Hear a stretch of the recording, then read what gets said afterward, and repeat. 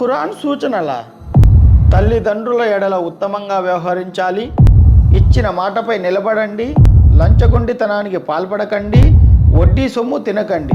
ఇన్ని మంచి విషయాలు ఉన్నాయా ఖురాన్లో? ఇంకా ఎన్ని మంచి విషయాలు ఉన్నాయో తెలుసుకోవాలంటే ఎలాగబ్బా?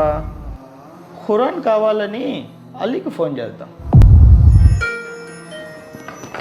హలో, ఎలా ఉన్నావు రాము? ఏంటి విషయం చెప్పు. రే, జస్ట్ ఇప్పుడే వాట్సాప్లో ఖురాన్కు సంబంధించి ఒక మెసేజ్ వచ్చింది.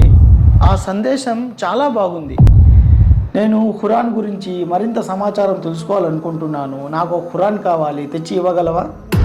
ఇతనేంటి ఖురాన్ కావాలి అంటున్నాడు? ఇంతకు మన ఖురాన్ ఇతనికి ఇవ్వచ్చా లేదా? ఉండు అన్న అడుగుతాను. అన్నా, నా ఫ్రెండ్ రాము ఫోన్ చేశాడు, ఖురాన్ కావాలి అని అడుగుతున్నాడు. మన ఖురాన్ వాళ్ళకి ఇవ్వచ్చా? ఖురాన్ మనదేంది వాడిదేంది? ఏం మాట్లాడుతున్నావు? ఖురాన్ అందరిది. ఖురాన్ దైవం తరపు నుండి సర్వమానవాళి రుజుమార్గం కొరకు అవతరింపజేయబడిన చిట్ట చివరి దైవ గ్రంథం. ప్రతి మానవుడు ఈ ఖురాన్ని చదివి అర్థం చేసుకొని ఆచరించడం ద్వారానే ఇహలోకంలో శాంతి, పరలోకంలో మోక్షం పొందగలడు. మీ ఫ్రెండ్ ఖురాన్ అడిగాడు కదా, తప్పకుండా ఇవ్వు.